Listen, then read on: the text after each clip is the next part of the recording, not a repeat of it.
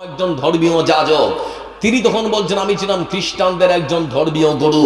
বলে হুজুর একটাবার বলবেন আপনি কালেমা পড়ে মুসলমান হলেন কেন? আপনি ছিলেন খ্রিস্টান, কি দরকার ছিল হওয়ার মুসলমান? আর মুসলমান যখন হলেন তাহলে একটু কি আমাকে পড়ে শোনাবেন আপনি কেন কালেমা পড়ে মুসলমান হলেন? এই সেই ইব্রাহিম রিজভণ্ড তিনি তখন চোখের পানি ছেড়ে বলতে শুরু করেছেন, ও ভাই মুফতি সানাউল্লাহ রহমানে, আমি কেন কালেমা পড়ে মুসলমান হয়েছি জানতে যদি চাও তাহলে পড়ে শোনে না। ওরা ইংরেজিতে কথা বলছে আর ওটা বাংলা ট্রান্সলেট হচ্ছে আর কি ফেসবুকের মধ্যে। তিনি তখন বলতে শুরু করেছেন, আমি প্রতিদিন আমার ওই বিশাল বড় গির্জার সামনে যেখানে বসে যে সিংহাসনে বসে আমি ধর্ম প্রচার করতাম, সেই বিশাল বিশাল একখানা আমার যে সিংহাসন সেখানে আমি বসলাম। সপ্তাহে আনুমানিক 2 দিন থেকে 3 দিন আমি ধর্ম প্রচার করতাম। তো যেদিন আমি বসলাম ধর্ম প্রচার করার জন্য, আমার সামনে আনুমানিক 10 থেকে 12,000 আমার অনুসারী তারা সবাই সামনে বসা। আমি ধর্ম প্রচার করতে শুরু করলাম। ধর্মের কথা বলতে বলতে বলতে বলতে সন্ধ্যা লেগে গেল। সন্ধ্যার সময় আমি আমার নিজের কামরায় নিজের ঘরের মধ্যে চললাম। রাতের খাবার শেষ করলাম। রাতের খাবার শেষ করার পর আমি যখন বিছানায় আমার পিঠটা লাগিয়ে ঘুমিয়ে গিয়েছি, ঘুম যখন ধরেছে, চারিদিকে কোনো সারা শব্দ নেই, সবাই চুপচাপ। হঠাৎ করে লক্ষ্য করে দেখলাম একটা সাদা পোশাক পরা মানুষ, সাদা ধবধবে কাপড় পরা একজন মানুষ আমার কাছে এসে তখন আমাকে ডাকে, ও ভাই ইব্রাহিম রিজভণ্ড, দেরি করো না, ঘুম ভেঙে উঠে যাও, হাতে মুখে পানি দাও, সাদা পোশাক পরে নাও, আর আল্লাহর ঘর মক্কার দিকে রওনা হয়ে যাও। এই শব্দ যখন দেখলাম আমার ঘুমটা ভেঙে গেল। আমি আঁতকে উঠলাম, কি ব্যাপার? আমি আঁতকে উঠলাম। সেই লোকটাকে আমি তাকে সামনে পেছনে ডান দিক বাম দিক আমি খুঁজতে শুরু করলাম। অনেক খোঁজাখুঁজি করলাম কিন্তু সেই লোকটাকে খুঁজে পেলাম না। আমি তখন মনে মনে চিন্তা করলাম, নিছক এটা কোনো সাধারণ শব্দ হবে, মানুষ যেমন স্বপ্ন দেখে ওরকম কোনো শব্দ একটা হবে। আমি হাতে মুখে পানি দিয়ে আমি আবার সুন্দর করে আমার বিছানায় ঘুমিয়ে পড়লাম। বিছানায় যেই ঘুমিয়ে পড়েছি, লোকটা আবার আমার পেছনে পায়ের তলদেশে আবার দরজা খুলে আমার কাছে এসে বলে, ও ভাই ইব্রাহিম রিজভণ্ড, দেরি করা যাবে না, তাড়াতাড়ি করে সাদা পোশাক পরে নাও আর মক্কার দিকে রওনা হয়ে যাও। ঘুম ভেঙে গেল। ঘুম ভাঙার পর আমি আবার উঠলাম, লোকটাকে খুঁজতে শুরু করলাম, ডান দিক বাম দিক চারিদিকে খুঁজলাম কিন্তু খুঁজে পেলাম না। ঘরের মধ্যে তখন কেমন একটা ভয় ভয় ভাব। আবার আমি হাতে মুখে পানি দিলাম, ঘুমিয়ে পড়লাম। তৃতীয়বার সেই লোকটা আবার আমার কাছে এসে বলে, ও ভাই ইব্রাহিম রিজভণ্ড। প্রথমবার ডাকলাম, ঘুম ভাঙলে কিন্তু বুঝতে পারলে না। দ্বিতীয়বার ডাকলাম, তারপরও কেমন করে তুমি ঘুমিয়ে গেলে। ও ভাই ইব্রাহিম রিজভণ্ড, দেরি আর করা যাবে না, তাড়াতাড়ি করে সাদা পোশাক পরে না, আল্লাহর ঘর মক্কার দিকে রওনা হয়ে যা। ঘুমটা ভাঙার পর আমি খুঁজলাম, তারপরও পেলাম না। তখন প্রায় সকাল হয়ে আসছে। আমি তখন মনে মনে চিন্তা করলাম, কেন আমাকে বারবার এই শব্দ দেখানো হচ্ছে? তাহলে পরে নিছক এটা সাধারণ কোনো শব্দ হতে পারে না। মনের মধ্যে কেমন যেন একটা ভাইব্রেশন, ভূকম্পন শুরু হলো। আমি তখন চিন্তা ভাবনা করতে শুরু করলাম, সার্ভে করছি আর কি, যে সাদা পোশাকটা সব থেকে কারা বেশি পড়ে আর কাদের পছন্দ, আর এই সাদা পোশাক পরে আমাকে মক্কার দিকে যেতে বলা হচ্ছে কেন? বন্ধু আমার, ঠিক সেই সময় ইব্রাহিম রিজভণ্ড তিনি তখন ডেকে বলেন। আমি তখন খুঁজতে শুরু করলাম, সার্ভে করতে শুরু করলাম। খুঁজতে খুঁজতে তখন আমি পেলাম সাদা পোশাক পরে ওই সমস্ত মানুষেরা বিভিন্ন বিভিন্ন দেশের বিভিন্ন প্রান্ত থেকে ছুটে যায় মক্কার দিকে। তারা যখন হজ করতে যায়, শরীরে যত বড় দামি পোশাক থাকুক না কেন, লক্ষ লক্ষ টাকার যদি পোশাক পরে থাকে, সেই দিন ওই লক্ষাধিক টাকার বলল আল্লাহর কাছে কোন রকম হতে পারে না, 5 টাকাও থাকে না। তখন লক্ষ টাকার পোশাক শরীর থেকে করে শুধুমাত্র সাদা পোশাক পরে আল্লাহর কাছে হাজিরা দিতে হয়। ঠিক সেই সময় আল্লাহর বান্দা আল্লাহর কাছে গিয়ে বলে, লাব্বাইক লা শারীকা লাক লাব্বাইক, লাব্বাইক লা শারীকা লাক লাব্বাইক। হে আল্লাহ, আমি তোমার কাছে উপস্থিত, আমি তোমার কাছে হাজিরা দিতে এসেছি। তোমার সঙ্গে কাউকে অংশ স্থাপন করি না, তুমি এক, তোমার কোনো ভাগিদার নেই। আমার বন্ধুরা তিনি তখন বলতে শুরু করেছে। আমি তখন মনে মনে ভাবলাম, তাহলে কি মহান সত্তা আল্লাহ রাব্বুল আলামিন আমাকে সাদা পোশাক পরে হজ করার জন্য মক্কার দিকে যেতে বলছেন নাকি? আমার বন্ধুরা ঠিক সেই সময় ইব্রাহিম রিজবন্ড তিনি তখন বলেন, সকালবেলা আমি সিদ্ধান্ত নিলাম পৃথিবীর বুকে যে ধর্ম আমাকে পৃথিবীর বুকে নিরাপত্তা দিতে পারে না, সেই ধর্ম আমাকে আল্লাহ জান্নাত পর্যন্ত কোনো কারে কখনো পৌঁছাতে পারবে না। আমি সিদ্ধান্ত নিলাম কালেমা পড়ে মুসলমান হব। পরের দিন বিকেল বেলা আমি আমার অনুসারীদের সামনে যখন বসলাম, রাতের যে শব্দ দেখেছিলাম সেটা সুন্দর করে তাদের সামনে খুলে বললাম। রাতের সেই শব্দ সুন্দর করে খুলে বলার পর তাদেরকে বললাম, আমি তোমাদের ধর্মীয় করো, ধর্মীয় যাজক, আমি সিদ্ধান্ত নিয়েছি কালেমা পড়ে আজকে মুসলমান হব। কারণ আমাদের এই ধর্ম আমাদেরকে আল্লাহ জান্নাত পর্যন্ত পৌঁছে দিতে পারে না। ইসলাম ছাড়া ওই পরকালে আল্লাহ জান্নাত কখনো পাওয়া যেতে পারে না। সেজন্য সিদ্ধান্ত নিয়েছি কালেমা পড়ে মুসলমান হব। বলো তোমাদের রায় কি? উপস্থিত বন্ধু আমার, আনুমানিক 10 থেকে 12,000 অনুসারী তখন তারা বলতে শুরু করো যে হুজুর, এতদিন আপনি যেটা বলেছেন ভালো আমরা মনে করেছি ভালো, আপনি যেটা বলেছেন খারাপ আমরা সেটা মেনে নিয়েছি খারাপ, যা বলেছেন তাই শুনেছি, যে পথ দেখিয়েছেন সেই পথে চলেছি, যেমন বলেছেন সেমন করেছি। আজকে যদি আপনি বলেন পরকালে আল্লাহর জান্নাত পর্যন্ত পৌঁছার জন্য কালেমা পড়ে মুসলমান হতে ইসলাম ধর্ম গ্রহণ করতে হবে, তাহলে পরে চিন্তা করবেন না। আপনি আমাদেরকে নিয়ে কালেমা পড়ার বন্ধু আমার ইউটিউবে যান, শুধুমাত্র লিখুন ইব্রাহিম রিজবন্ড। গান তো অনেক শুনলেন, একটা বার দেখুন বন্ধু আমার জীবনখানা কেমন করে পরিবর্তন করতে হয়। খ্রিস্টানদের একজন ধর্মীয় গুরু, সেও সুন্দর করে ইসলামের সচেতন চায় আসতে বাধ্য হল। এই বলতে চাচ্ছি বন্ধু আমার, ততক্ষণ ইউটিউবের মধ্যে লক্ষ্য করে দেখলাম আনুমানিক 10 থেকে 12,000 অনুসারীকে সঙ্গে করে তিনি তখন কালেমায় সাদা পান করে কালেমা পড়ে মুসলমান হয়ে গেলেন। এই বলতে যাচ্ছি ইসলামের নামে অপপ্রচার করে ইসলামকে কেউ কখনো বদনাম করতে পারবে নাকি? ইসলামের কোনো ক্ষতি হয়েছে আজ পর্যন্ত? হয়নি।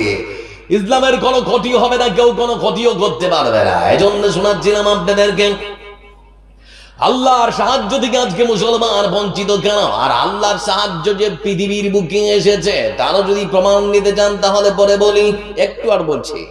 ইসলামের প্রথম যুদ্ধের নাম হচ্ছে বদর। কি বললাম? একটু সবাই বলি ভাই, কি বললাম? বদরের যুদ্ধ, এটা হচ্ছে ইসলামের প্রথম যুদ্ধ। দেখবেন সেই দিন মুসলমানদের জনসংখ্যা ছিল খুবই সামান্য, খুবই নগণ্য, 314 কিংবা 17 জন মুহাজির আর আনসার। ঠিক সেই দিন আল্লাহর সাহায্য আকাশ থেকে এসেছিল। লক্ষ্য করে দেখুন, শুধুমাত্র আমার রাসূল বললেন মক্কার মাটিতে লা ইলাহা ইল্লাল্লাহু মুহাম্মাদুর রাসূলুল্লাহ। জোরে বলুন তো, আল্লাহ কজন? সর্বক্ষমতার মালিক যিনি কে? ভালো মন্দের মালিক যিনি কে? রিজিকের মালিক, জীবনের মালিক। বিশ্বাস করেন তো নাকি? যা হয় কার পক্ষ থেকে হয়? যা হয় সবই যদি আল্লাহর পক্ষ থেকে হয়। ভালো মন্দের মালিক যদি আল্লাহ হয়, যা হয় আল্লাহর পক্ষ থেকে যদি হয়, তাহলে পরে বলি হঠাৎ করে দেখবেন আকাশের একদিকে রদ আর একদিকে বৃষ্টি। গ্রামের মানুষ তখন বলে এখন শিয়ালের বিয়ে লেগেছে, বলে না? আপনাদের দিকে বলে শিয়ালের বিয়ে হলে এরকম হয় নাকি? কি চিন্তা ভাবনা দেখো, মানে মুসলমান আকীদাটাই নষ্ট হয়ে গেছে আর কি। লক্ষ্য করে দেখুন বন্ধু আমার, শুধুমাত্র এখানে এই শেষ নয়, যা হয় আল্লাহর পক্ষ থেকে হয়, মুসলমানদেরকে মেনে নিতে হবে, কোনো প্রশ্ন করা যাবে না। রাত্রিবেলা শাশুড়ি আর বৌমা অর্ধেক রাতে উঠে ধান সেদ্ধ করেছে, তো চাতালে খৈলারে সুন্দর করে মেলে দিয়েছে। সকালবেলা ঝলমলে রদ দেখে সুন্দর করে মেলে দিয়েছে, কিন্তু দুপুর বেলায় এমন ঝড় আর বৃষ্টি, ধান আর পানি যা ছিল সব এক হয়ে গেছে। ঠিক সেই সময় বৌমা আর শাশুড়ি মিলে সবাই তখন বলে আল্লাহর চোখ নেই, আজকেই ওর পানি দেওয়ার সময় হলো, বলে না? আপনাদের দিকে বলে না? বলে না? আচ্ছা, বৃষ্টি দেওয়ার মালিক কে? খবরদার বলবেন না, না হলে যা কামিয়েছিলেন নাকি করে সব শেষ। লক্ষ্য করে দেখুন বন্ধু আমার, ভালো মন্দের মালিক যদি হয় মহান শ্রদ্ধা আল্লাহ রাব্বুল আলামিন, রগ দেওয়ার মালিক আল্লাহ, রগ সারানোর ক্ষমতা যদি থাকে তাহলে কার আছে? কার আছে? আল্লাহ। হঠাৎ করে দেখবেন চোখের এক কোণে আজিনি উঠে না, এই যে একটা কি বলেন এটা আপনারে, আজিনি উঠেছে বন্ধু আমার, যন্ত্রণায় কাঁদছে। ঠিক সেই সময় তো বাড়ির দাদিটা তখন তাকে ডেকে বলে ভাই রে হয়েছে কি? দাদিকে তখন ডেকে বলে দাদি বলবো কি, চোখের এক কোণে আজিমি উঠেছে, সহ্য করতে পারি না। বলে পাগল, এত ঔষধ আছে। বলে ঔষধ কোথায়? বলে পাশের বাড়ির ছেলেটা ছোট্ট বাচ্চাটার কাছে যান, ছোট্ট বাচ্চাটার কাছে গিয়ে ওই জায়গায় চোখটা ঠেকিয়ে দে, তাহলে পরে ভালো হয়ে যাবে, আর রোগ থাকবে না। এই আকীদা আছে না নেই? ওই জায়গায় ঠেকালে কখন রোগ ভালো হবে? ওই জায়গায় মানে বুঝতে পারছেন নাকি কথাই বলছি? চিন্তা করে দেখুন, মানে এদের ইমানটা কত ভঙ্গুর আর কত দুর্বল হয়ে গেলে মানুষের এই বিশ্বাস মনের মধ্যে আসতে পারে। এজন্য বলছিলাম বন্ধু, আল্লাহর যে সাহায্য এসেছে তার প্রমাণ এবার আমি আপনাদেরকে দিচ্ছি। আরেকবার প্রশ্ন করছি, বিশ্বনবী যখন বললেন লা ইলাহা ইল্লাল্লাহ, মানে এক আল্লাহ ছাড়া পৃথিবীর বুকে আর কোন সত্য মাবুদ নেই, মক্কার মুশরিকরা বাধা দিল। আবার বন্ধুরা মারতে চাইলো, আল্লাহ রাসূল চলে গেলেন হিজরত করে মদিনায়। তো এরা ভাবছে যে আমরা থাকতে দিন প্রচার করে, যে ওখানে গিয়ে তো চুপ করে থাকবে না, ওখানেও দিন প্রচার হবে, চল ওখানে গিয়ে মারবো। আল্লাহ যাকে বাঁচিয়ে রাখতে চান তাকে কেউ মারার আছে? মারার আছে কেউ নেই। তো ঠিক সেই সময় তিনি যখন চলে গেলেন মদিনায়, এরা তখন যুদ্ধ করার জন্য ছুটলো মদিনার দিকে। বদর নামক প্রান্তরে এরা যখন উপস্থিত হয়েছে, বিশাল বড় সৈন্য সামন্ত নিয়ে এরা বদর নামক প্রান্তরে উপস্থিত হলো। 1000 বিশাল বড় সৈন্য সামন্ত নিয়ে, অশ্বারোহী ঘোড়া, যুদ্ধের অস্ত্র শস্ত্র সবকিছু নিয়ে উপস্থিত বদর নামক প্রান্তরে। আল্লাহ রাসূল জানতে পারলেন, তো তিনি তখন জিজ্ঞেস করছেন ওমরকে আর আবু বকরকে, 5 মিনিট, ওমরকে আর আবু বকরকে ডেকে তখন বলছেন, ওমর, আবু বকর, তোমরা আমাকে বলো, আল্লাহর দিনকে পৃথিবীর বুকে প্রতিষ্ঠার জন্য যুদ্ধ করবে না করবে না? ওমর আর আবু বকর সিদ্দিক রাদিয়াল্লাহু তাআলা তারা তখন বলছেন, হুজুর আপনি চলুন, আল্লাহ আপনাকে যে পথে যেতে বলেছে আমরা সর্বাবস্থায় আপনার সামনে থেকে যুদ্ধ করব, মারবো না হয় মরবো, ছেড়ে আসবো না। মুসা আলাইহিস সালামের কওমের মতো করে বলবো না, মুসা তুমি আর তোমার আল্লাহ যুদ্ধের ময়দানে যুদ্ধ করো, আমরা তাকিয়ে তাকিয়ে দেখবো। আমরা এটা বলবো না, বরং আমরা বলবো যুদ্ধের জন্য আমরা প্রস্তুত, মারবো না হয় মরবো, ছেড়ে কথা বলবো না। আল্লাহ রাসূল তখন তৈরি করলেন 313, 14 কিংবা 17 জন মুহাজির আনসার, একখানা মানে একখানা ছোট্ট দল বদর নামক প্রান্তরে উপস্থিত। ঠিক সেই সময় বন্ধু আমার বিশ্ব নবী সাল্লাল্লাহু আলাইহি ওয়াসাল্লাম, 5 মিনিট হুজুর, বিশ্ব নবী সাল্লাল্লাহু আলাইহি ওয়াসাল্লাম তিনি দোয়া করতে শুরু করেছেন, হে আল্লাহ, তোমার মুষ্টিময় কয়েকজন বান্দাকে আজকে যদি বদর নামক যুদ্ধে তুমি যদি পরাজয় করা যাও, পৃথিবীতে তোমাকে ডাকার মতো আর কেউ থাকবে না। দোয়া করেছেন পৃথিবীর সর্বসেরা মহামানব, কবুল হবে না জোরে বলি, কথা বলেন না?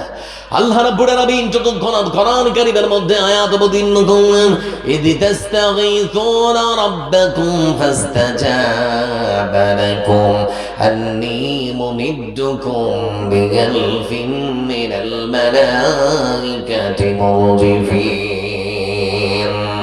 আল্লাহ রাব্বুল আলামিন তিনি বললেন, হে রাসূল আপনি চিন্তা করবেন না, সত্যি যদি আমার মুমিন বান্দারা বদর নামক প্রান্তরে আমার দিনকে পৃথিবীর বুকে প্রতিষ্ঠার জন্য যদি যুদ্ধ চালিয়ে যায়, তাহলে পরে চিন্তা করবেন না, আমি মহান সত্তা আল্লাহ রাব্বুল আলামিন আকাশ থেকে আমার পক্ষ থেকে আমি আল্লাহ রাব্বুল আলামিন 1000 ফেরেশতা পাঠিয়ে বদরের প্রান্তরে মুমিনদেরকে সাহায্য করব।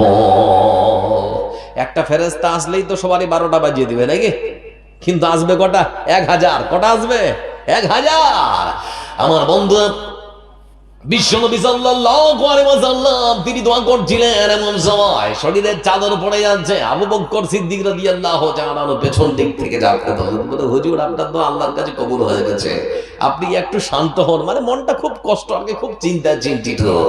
ঠিক সেই সময় তিনি যখন বদরের প্রান্তরে বদর নামক মাঠে তিনি যখন তাকালেন, তিনি তাকিয়ে মুচকি হাসলেন। আবু বকরকে ডেকে বলতেন, আবু বকর সত্যি আমার আল্লাহ আমার দোয়া কবুল করেছেন। আমি লক্ষ্য করে দেখলাম জিবরিল আলাইহিস সালাম সাদা ঘোড়ার পিঠে চড়ে বদর নামক প্রান্তরে হাতে তরবারি নিয়ে কাফেরদের বিরুদ্ধে যুদ্ধ ঘোষণা করেছেন। আমার বন্ধুরা ঠিক সেই সময় জানিয়ে দেওয়া হোক, মুমিনদেরকে চিন্তা করার কোনো কারণ নেই, আল্লাহর পক্ষ থেকে সাহায্য এসেছে। তো ওরা তখন গল্প করছে, আরে আর টেনশন নেই, আল্লাহ সাহায্য এসেছে, আল্লাহর সাহায্য এসেছে, ফেরেশতা এসে যুদ্ধ করছে আমাদের সাথে হয়, তো আল্লাহ ওদের কথাটা কোরআনের কারিমের মধ্যে সুন্দর করে তুলে ধরেছে। ইদিতা কুলু লিল মুমিনিনা লাই ইয়াকফিয়াকুম আইয়ুমিদ্দাকুম রাব্বুকুম বিসালাসাতি আলাফিন মিনাল মালাইকাতি মুনজালিন। আল্লাহ রাব্বুল আলামিন তিনি কোরআনে কারীমের আয়াতে বললেন, মুমিন বান্দারা যখন একজন আরেকজনের সঙ্গে বলাবলি করছিল আল্লাহর সাহায্য নিয়ে, ও মুমিন বান্দারা তোমরা চিন্তা করো না, সত্যি যদি তোমরা শুধুমাত্র আমার দ্বীনকে পৃথিবীর বুকে প্রতিষ্ঠার জন্য বদর নামক প্রান্তরে এসে থাকো, যুদ্ধের জন্য যদি তোমরা অংশগ্রহণ করে থাকো, আমি আল্লাহ রাব্বুল আলামিন বদরের প্রান্তরে তোমাদেরকে 1000 ফেরেশতা দিয়ে নয়, বরং আকাশ থেকে আমি আল্লাহ রাব্বুল আলামিন তোমাদেরকে 3000 ফেরেশতা দিয়ে সাহায্য করব। প্রথমে ছিল কত, এবার আসবে কত? এরপরে আল্লাহ রাব্বুল আলামিন কোরআনে কারীমের আরেক আয়াতে তিনি সুন্দর করে বলেন, বালা ইন তাসবিরু ওয়া তাত্তাকু ওয়া ইয়াতুকুম মিন ফাওরিহিম হাদা ইউমদিদকুম রাব্বুকুম বিখামসাতি আলাফিন মিনাল মালাইকাতি মুসাউওয়িমিন। বালা, অবশ্যই তোমরা যদি ধৈর্য ধারণ করতে পারো, সবর অবলম্বন করতে পারো, আর আমার উপরে যদি শক্তি তোমরা ভরসা করতে পারো, ভরসা যদি আমার উপরে থাকে, আর সবর অবলম্বন যদি তোমরা করতে পারো, ও আমার মুমিন বান্দারা তোমরা চিন্তা করো না, বদর নামক প্রান্তরে আমি আল্লাহ রাব্বুল আলামিন তোমাদেরকে 1000 নয় 3000 ফেরেশতা দিন নয়, আমি আল্লাহ রাব্বুল আলামিন বদর নামক প্রান্তরে তোমাদেরকে 5000 ফেরেশতা দিয়ে সাহায্য করব। আমার বন্ধুরা পরক্ষণে 5000 ফেরেশতা এসে যখন তারা যুদ্ধে সামিল হলো, অল্প সময়ের মধ্যে মুসলমানরা যখন জয়ী হয়ে গিয়েছে, আমার বন্ধুরা মুসলমানরা যখন বিজয়ী হলো, কয়েকজন সাহাবী তখন আমার রাসূলের কাছে ছুটে এসে বলতে শুরু করেছিল, হুজুর একটা আশ্চর্য দৃশ্য চোখের সামনে দেখলাম। বলে কি? বলে হুজুর আমি দেখলাম, আমি তার বাড়িটা উঁচিয়ে ধরেছিলাম, একজনকে মারবো, আমি তার শরীর থেকে মাথাটা আলাদা করার জন্য আমার তরবারিটি দিয়ে এই বোধ করে কব্বাত থেকে গেলাম, কিন্তু লক্ষ্য করে দেখলাম আমার তরবারি তার শরীরের